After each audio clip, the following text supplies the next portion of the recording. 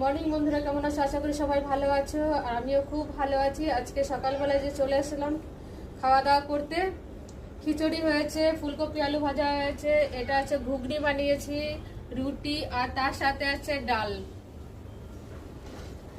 এই যে এখন খাওয়া স্টার্ট করছি।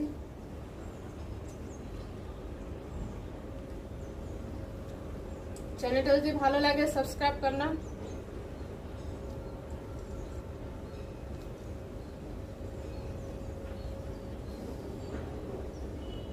আমার আর একটা চ্যানেল আছে, ওটা গিয়ে তোমরা দেখতে পারো, মিঠু দাস চ্যালেঞ্জ।